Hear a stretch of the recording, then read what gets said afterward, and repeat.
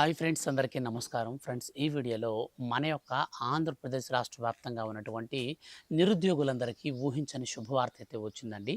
మన యొక్క రాష్ట్ర ముఖ్యమంత్రి సీఎం నారా చంద్రబాబు నాయుడు గారు నిరుద్యోగులకు నిరుద్యోగ భృతి అనే పథకాన్ని ప్రారంభించేందుకు శ్రీకారం అయితే చుట్టబోతున్నారు.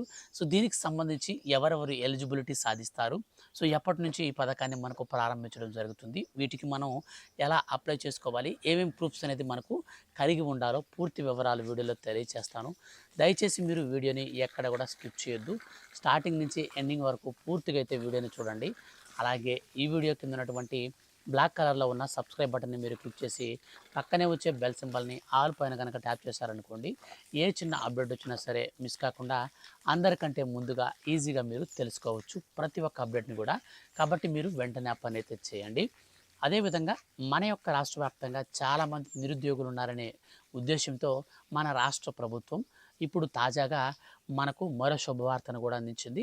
సో దీనికి సంబంధించి కూడా నేను ఎక్స్ప్లెయిన్ చేస్తాను, కాబట్టి మీరు స్కిప్ చేయకుండా చూడండి. చాలామంది నిరుద్యోగులు ఎదురు చూస్తున్నారు ఈ పథకం కోసం. సో వాళ్ళందరికీ కూడా ఈ వీడియోని మీరు షేర్ అయితే చేసి సపోర్ట్ అయితే చేయండి. ఇక లేట్ చేయకుండా టాపిక్ని మనం స్టార్ట్ చేద్దాం.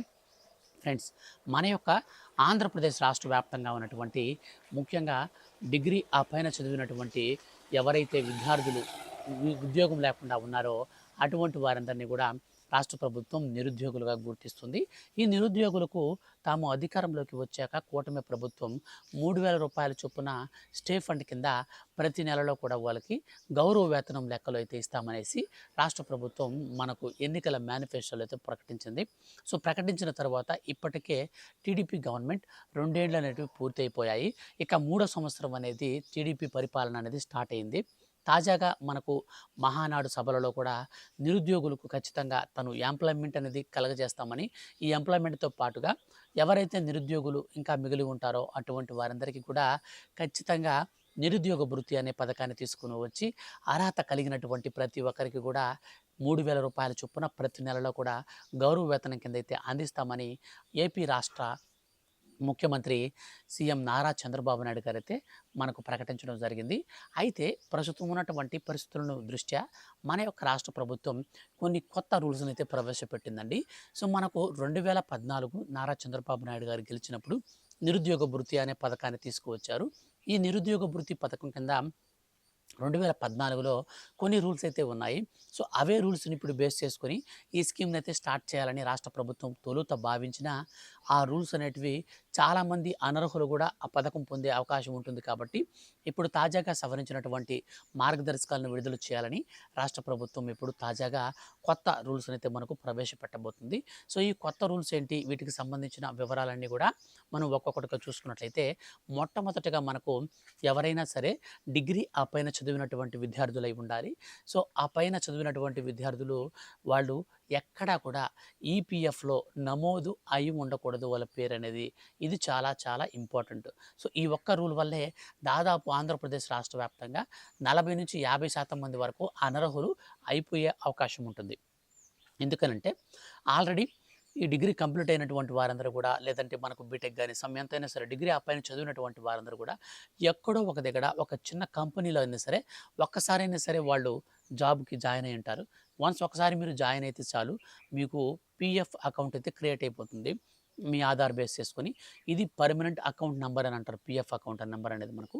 సో కాబట్టి ఈ పీఎఫ్ అకౌంట్ నెంబర్ అనేది మనకు ఖచ్చితంగా మనకైతే ఉంటుంది కాబట్టి ప్రావిడెంట్ ఫండ్కి సంబంధించి. సో ఈ అకౌంట్ నెంబర్ అనేది మీ యొక్క ఆధార్ మీద రిజిస్టర్ కనుక అయ్యి ఉంటే మిమ్మల్ని అనర్హులుగా గుర్తిస్తుంది రాష్ట్ర ప్రభుత్వం.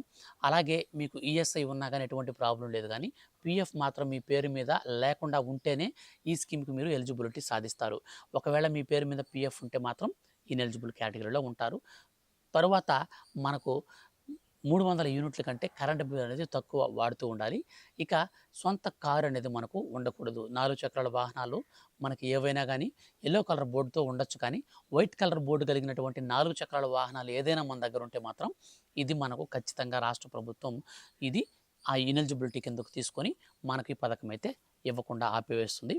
తరువాత కుటుంబంలో ఒకరికంటే ఎక్కువ మంది ఇలాంటి కేటగిరీకి సంబంధించినటువంటి వారు ఎవరైనా ఉంటే వారందరికి కూడా ఈ పథకం వర్తించదు. కుటుంబంలో ఎంతమంది ఉన్నా వర్తించదు కానీ ఒక కుటుంబానికి ఒకరికి మాత్రమే నిరుద్యోగ భృతి పథకాన్ని రాష్ట్ర ప్రభుత్వం అందిస్తుంది.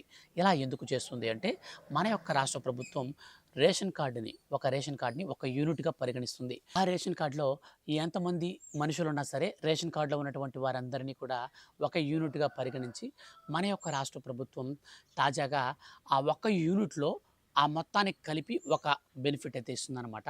గతంలో చూసుకున్నట్లయితే మనకు ఎంతమంది అర్హులుంటే అంతమందికి కూడా ఇస్తామని తల్లికి వందనం స్కీమ్ అయితే మనకు అనౌన్స్ చేసింది రాష్ట్ర ప్రభుత్వం. సో, తల్లికి వందనం పథకంలాగా ఇప్పుడు ఈ పథకాన్నయితే వర్తించదు. కుటుంబంలో ఒక యూనిట్‌కి ఒకరికి మాత్రమే బెనిఫిట్ అయితే ఉంటుంది. తరువాత ఈ పథకానికి సంబంధించి మనం ఎక్కడ దరఖాస్తు చేసుకోవాలి? ఎలా చేసుకోవాలి అనంటే ప్రధానంగా చాలా చాలా ఇంపార్టెంట్ అండి. మీరు 10థ్ కంప్లీట్ అయిన తర్వాత అయినా లేదా మీకు ఇంటర్ కంప్లీట్ అయిన తర్వాత అయినా, డిగ్రీ కంప్లీట్ అయిన తర్వాతన మనకు జిల్లా కేంద్రంలో ఒక ఎంప్లాయ్‌మెంట్ అనే ఆఫీస్ అనేది ఒకటుంటుంది. సో, ఆ ఎంప్లాయ్‌మెంట్ ఆఫీస్ అనేది మీరు ఆఫీస్ దగ్గరికి వెళ్లి మీరు రిజిస్టర్ అయితే చేసుకొనుండాలి. అన్‌ఎంప్లాయ్‌మెంట్ కింద మీరు రిజిస్టర్ అయితే చేసుకొనుండాలి. ఆ ఎంప్లాయ్‌మెంట్‌లో మీరు ఎవరైతే రిజిస్టర్ చేసుకొనుంటారో వారికి మాత్రమే ఈ పథకం రాష్ట్ర ప్రభుత్వం ప్రవేశపెట్టనుంది.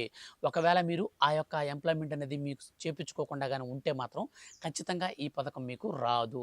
ఇది మీరు గుర్తుపెట్టుకోండి.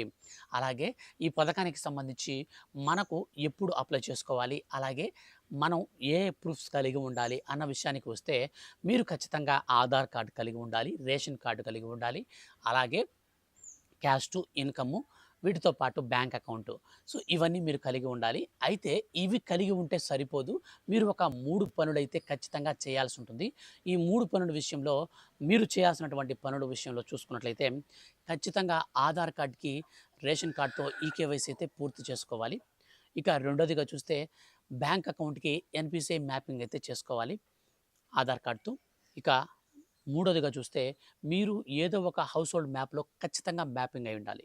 మీ యొక్క ఆధార్ కార్డ్‌లో ఉన్నటువంటి అడ్రెస్‌లోనే హౌస్‌హోల్డ్ మ్యాప్ అయితే మాత్రం చాలా బాగుంటుంది. ఎందుకంటే ఈజీగా ఎటువంటి రిస్క్ లేకుండా మీకు స్కీమ్ అయితే వర్తిస్తుంది కాబట్టి. తర్వాత మీరు ఈ యొక్క పథకానికి సంబంధించి అప్లికేషన్ పెట్టుకోవడానికి ఇప్పుడు నేను చెప్పినటువంటి ప్రూఫ్స్ అలాగే ఈ 3 పనులైతే మీరు రెడీ అయిపోండి. ఇవి అయిపోయిన తర్వాత మన యొక్క ఆంధ్రప్రదేశ్ రాష్ట్ర వ్యాప్తంగా ఉన్నటువంటి అర్హులందరినీ కూడా గుర్తించినటువంటి రాష్ట్ర ప్రభుత్వం తాజాగా సవరించినటువంటి ఇప్పుడు నేను చెప్పాను కదా మార్గదర్శకాలు వీటి ప్రకారంగా మన యొక్క రాష్ట్ర ప్రభుత్వం అర్హులను గుర్తించి అర్హుల ఖాతాలలోకి ఈ నెల చివరి వారంలో నేరుగా పథకానికి సంబంధించినటువంటి డబ్బులను లాంచ్ చేయాలనే ఉద్దేశంతో మనకు క్యాబినెట్ మీటింగ్ కూడా కండక్ట్ అయితే చేయబోతుంది. ఈ క్యాబినెట్ మీటింగ్ ఆధారంగా ఎవరైతే అర్హులను గుర్తిస్తుందో రాష్ట్ర ప్రభుత్వం దీనికి సంబంధించి ఒక ప్రత్యేకమైనటువంటి కమిటీని కూడా వేసి ఆ కమిటీ ద్వారా మనకు సర్వే అనేది చేయించి ఆ సర్వేలో ఎవరైతే అర్హులుగా తేలతారో అటువంటి వారందరికీ ఈ పథకాన్ని అయితే అమలు చేయాలని రాష్ట్ర ప్రభుత్వం మనకు ఆదేశాలు కూడా జారీ చేసింది. అయితే ఈ పథకానికి సంబంధించి మీరు అప్లై చేసుకోవాలన్నా మన యొక్క రాష్ట్ర ప్రభుత్వం వీటికి సంబంధించి ఇంకేమైనా మార్పులు చేర్పులు చేసినా ఎప్పటికప్పుడు ఏ చిన్న అప్డేట్ వచ్చినా సరే మిస్ కాకుండా తెలుసుకోవాలి అనుకుంటే వెంటనే మీరు ఈ వీడియో కింద ఉన్నటువంటి బ్లాక్ కలర్లో ఉన్న సబ్స్క్రైబ్ బటన్ని క్లిక్ చేయండి. నిరుద్యోగులకు సంబంధించి ప్రతి చిన్న అప్డేట్ కూడా మన ఛానల్లో ఎప్పటికప్పుడు వస్తుంటుంది కాబట్టి మీకు కూడా హెల్ప్ఫుల్ అవుతుంది. వీడియోని దయచేసి మీ యొక్క ఫ్రెండ్స్ అండ్ ఫ్యామిలీస్ అందరికీ కూడా షేర్ అయితే చేసి సపోర్ట్ అయితే చేయండి. ఇంకొక ఇంపార్టెంట్ విషయం ఏమిటంటే ఈ యొక్క నిరుద్యోగ భృతి అనే పథకంకు సంబంధించి మనకు రాష్ట్ర వ్యాప్తంగా అనేక మంది నిరుద్యోగ యువత ఎదురు చూస్తూ ఉన్నారు కాబట్టి వాళ్ళందరికీ కూడా షేర్ అయితే చేయమని